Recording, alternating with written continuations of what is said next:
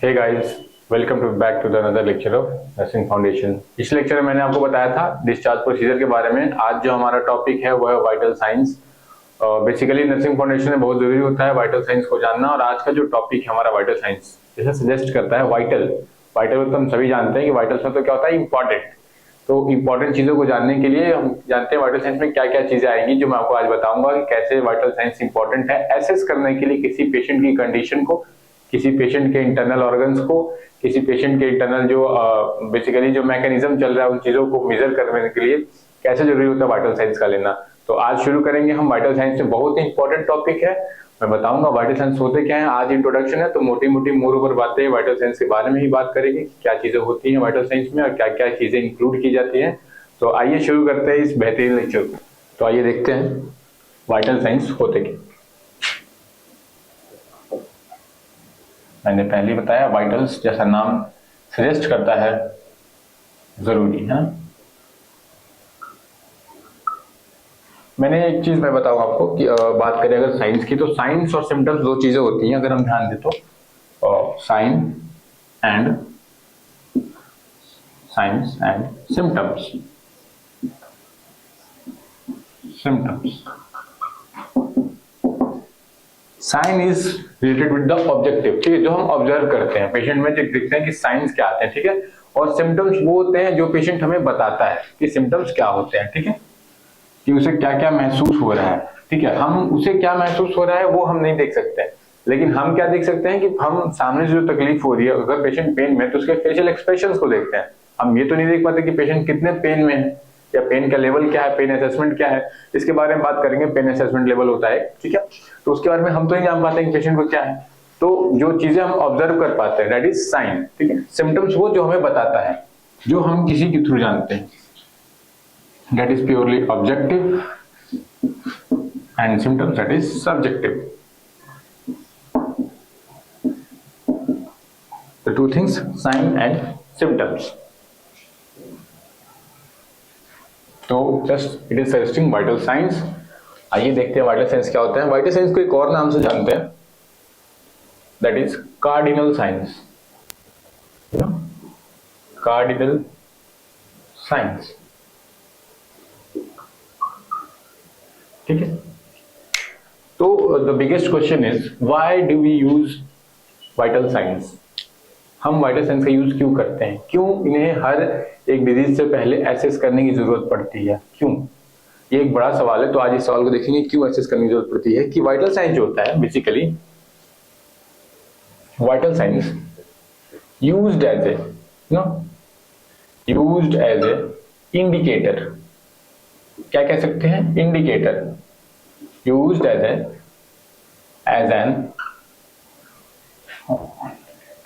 used as an indicator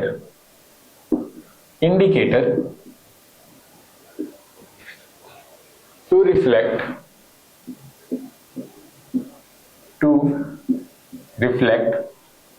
the functioning,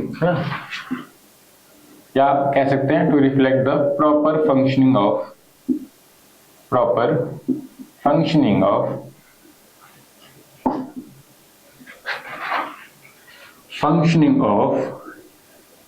vital organs। अगर vital organs की बात करें तो कौन कौन सी ऑर्गन्स आ सकते हैं हमारे इसमें, that is lungs, heart, kidneys, liver, etcetera, है ना। तो ये वाइटल ऑर्गन्स को मेजर करने का ये बेसिकली एक वाइटल साइंस होता है, जो हमारे ऑर्गन्स है क्या वो प्रॉपर फंक्शनिंग कर पा रहे हैं या फिर नहीं कर पा रहे हैं, उसके बारे में जानने के लिए हम क्या करते हैं, वाइटल साइंस का यूज करते हैं, एसेस करते हैं डाटा को कि क्या क्या चीजें होती हैं। वाइटल साइंस की बात करें, जो वाइटल साइंस में बेसिकली 5 चीजें होती हैं, अर्लियर 4 चीजें होती थी वाइटल साइंस में। अभी जो राइट नाउ सिनेरियो है उसमें क्या है कि 5 चीजें हैं। मैं आपको लिखूंगा वो सारी 5 चीजें, कौन कौन से साइंस जो वाइटल्स होते हैं वो हम मेजर करते हैं वाइटल साइंस में। आइए देखते हैं।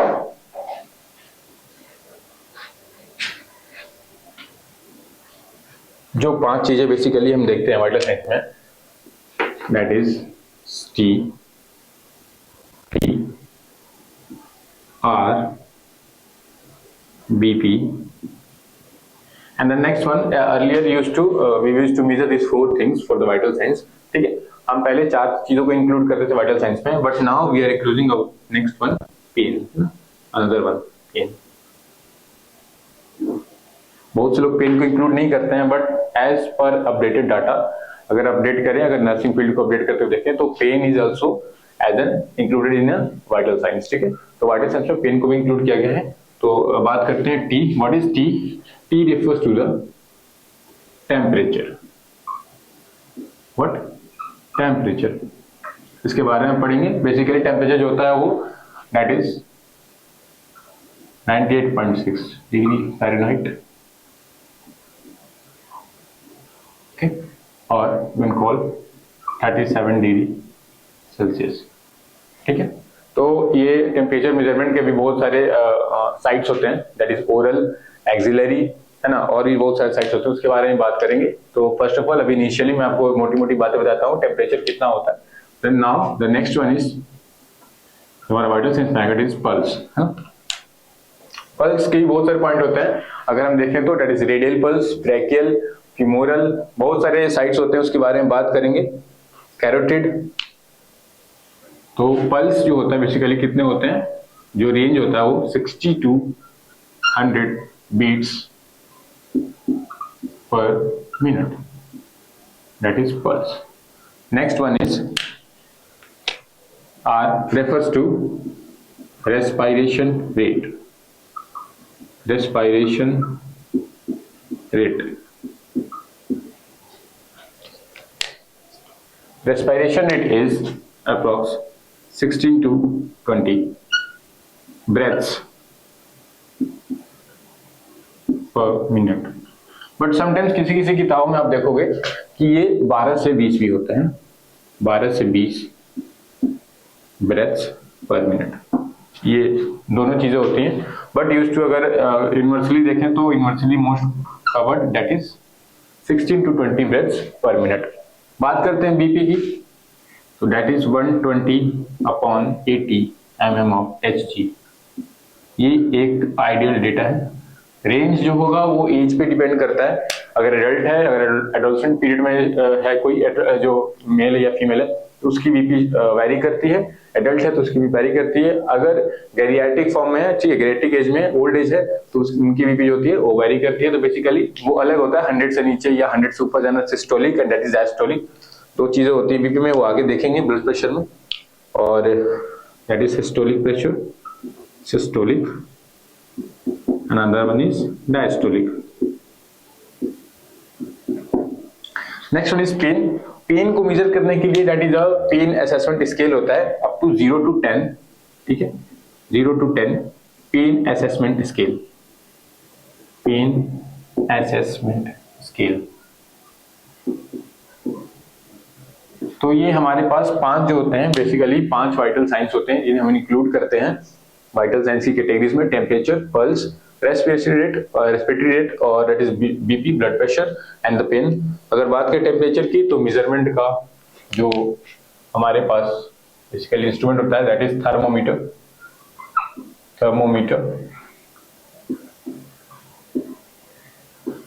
पल्स के लिए हम यूज करते हैं एज ए स्टेथोस्कोप भी यूज करते हैं, और समटाइम्स पल्स बाय हैंड भी मेजर करते हैं. तो that is measure by the hand की कितने बीट्स हो रही हैं. ठीक है, रेडियल पल्स मेजर करते हैं, ब्रैकियल पल्स मेजर करते हैं, जो भी मेजर करते हैं जिस साइड से मेजर करना चाह रहे हैं. रेस्पिरेटरी रेट भी हम एज अ इंस्पेक्शन, ठीक है, by with the eyes we count और वी कैन सी कि रेस्पिरेटरी रेट कैसे काउंट करना है. तो हम उसके जो चेस्ट होता है उस पर हाथ रख के या फिर समटाइम्स कोई छोटी सी ऑब्जेक्ट को रख के हम मेजर करते हैं कितनी बार वो अप और कितनी बार डाउन हो रहा है. That we will count the respiratory rate. तो उसके बाद बात करते हैं बीपी की. बीपी इज मेजर्ड बाय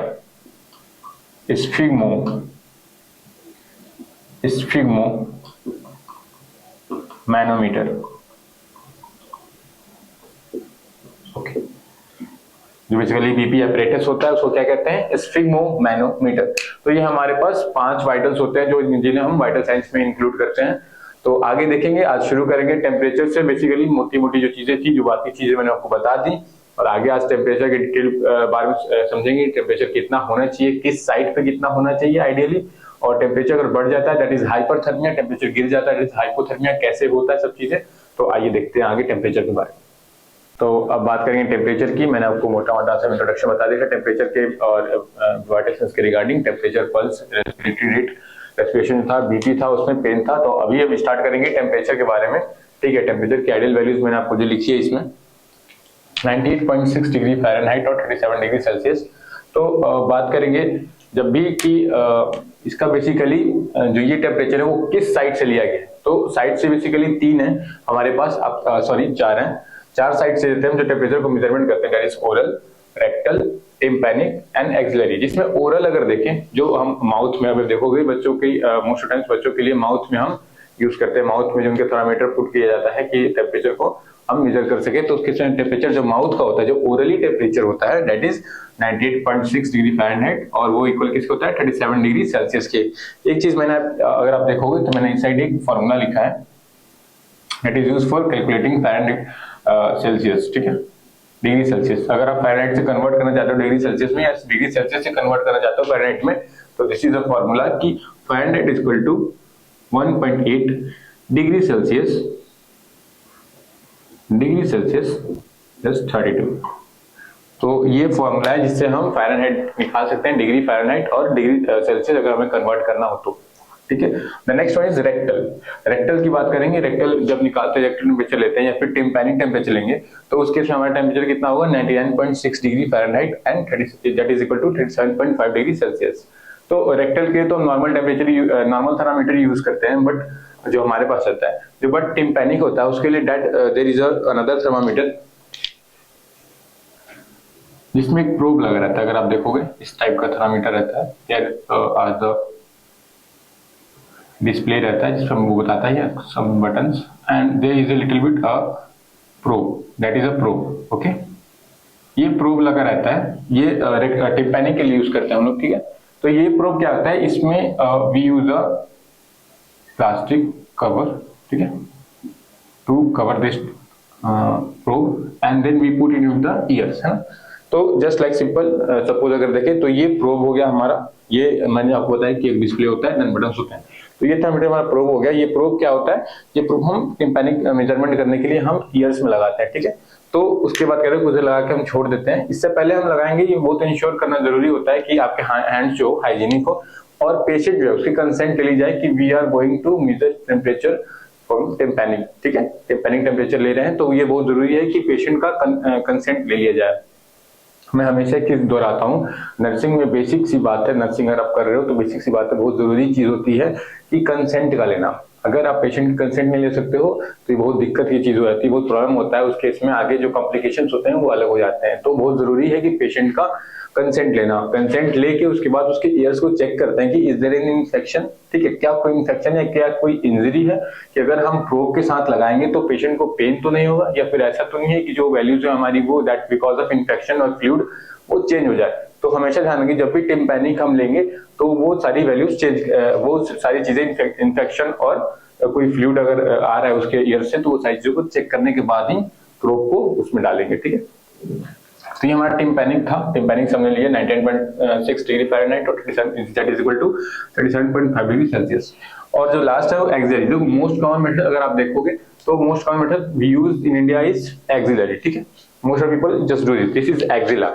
हमारे एक्सिला से हम क्या करते हैं, हम थर्मामीटर को पुट करते हैं, then wait for the few minutes until the thermometer beeps down, और फॉर 2 to 4 मिनट्स या 5 मिनट्स हम वेट करते हैं। जब देखते हैं कि जो हमारा जो टेम्परेचर है, ठीक है, वो आ रहा है या नहीं आ रहा। ठीक है, तो हम उसके बाद देखते हैं कि अगर हमारे पास ओल्ड मेथड वाला टेम्परेचर थर्मामीटर है तो उसमें देखते हैं कि जो मरकरी है उसकी क्या है, और जो बेसिकली उसके बाद अगर हमारे पास डिजिटल थर्मामीटर है तो उसके बारे में देखते हैं कि हमारा डिजिटल थर्मामीटर डिस्प्ले पे कितना टेम्परेचर डिस्प्ले कर रहा है। तो ये एक्सिलरी है। एक्सिलरी का जो टेम्परेचर होता है basically 97.6 degree Fahrenheit, that is 36.4 degree Celsius. ठीक है, तो ये हमारे पास 4 टाइप्स के टेम्परेचर मेजरमेंट के साइट्स हो गए हमारे पास, कि कौन कौन से साइट्स हम टेम्परेचर का मेजरमेंट करते हैं।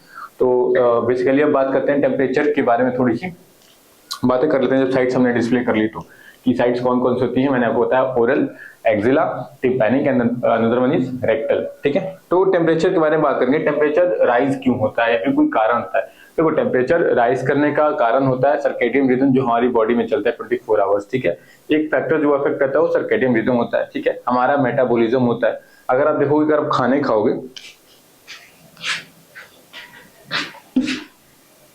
अगर मैं बात करूं कि जब भी आप खाना खाओगे, जब भी फूड इंजेस्ट करोगे, यू कैन सी, तो फूड जो है वो मेटाबोलाइज हो जाएगा, मेटाबोलाइज हो जाएगा। तो मेटाबोलाइज होने के बाद क्या होगा, that will form energy. Form energy, energy जो क्या होगा, एनर्जी बहुत टाइप्स की बनती है, बट बेसिकली टेम्परेचर राइज करने के टाइम क्या बनेगा, thermal energy, thermal energy. Thermal energy body में बनेगी जो हीट प्रोड्यूस करेगी, और थर्मल एनर्जी जो फाइनली जो बनती है वो जो एक्सप्रेस होती है वो मेटाबॉलिक रेट में एक्सप्रेस होती है। That is express in the metabolic rates, metabolic rate. Further what we call this, BMR, है ना, बेसल मेटाबॉलिक रेट। ये हम इसे फर्दर क्या कहते हैं, बेसल मेटाबॉलिक रेट में एक्सप्रेस करते हैं। तो ये हमारा पूरा प्रोसीजर होता है खाने के इंजेक्शन के बाद। अगर आप देखोगे कि खाना जब इंजेस्ट करते हो, खाना खाते हो तो मेटाबोलाइज होती है बॉडी में, खाना जो मेटाबोलाइज होता है, फैट्स होते हैं जो कि प्रोटीन खाते हैं, मेटाबोलाइज होने के बाद एनर्जी होता है, एनर्जी के बाद थर्मल एनर्जी, और थर्मल एनर्जी होती है मेटाबॉलिक रेट को एक्सप्रेस करती है, ठीक है। तो ये हमारे पास टेम्परेचर जो राइज करने का बेसिकली जो बॉडी में अगर खाते खाना खाने के बाद, तो वो एक तरीका होता है बॉडी में राइज होने का। दूसरा, इन्फेक्शन अगर होते हैं तो बॉडी में हमारे पास जो होता है टेम्परेचर राइज होता है। इन्फ्लेमेशन होते हैं तो बॉडी का टेम्परेचर राइज होता है। सर्केडियन रिदम में बॉडी का टेम्परेचर राइज होता है। स्ट्रेस या कभी देखोगे ओवर एंजाइटी हो जाएगा, ओवर एक्साइटेशन होता है, उस केस में भी अगर आप देखोगे तो बॉडी का जो टेम्परेचर है वो राइज हो जाता है। एक चीज और कर लेते हैं इसमें, अगर आप देखोगे ध्यान से,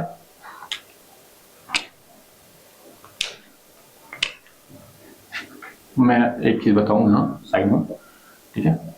टेम्परेचर बेसिकली अगर बॉडी में देखें, टेम्परेचर बेसिकली अगर बॉडी में देखें तो दो टाइप्स के होते हैं, है ना।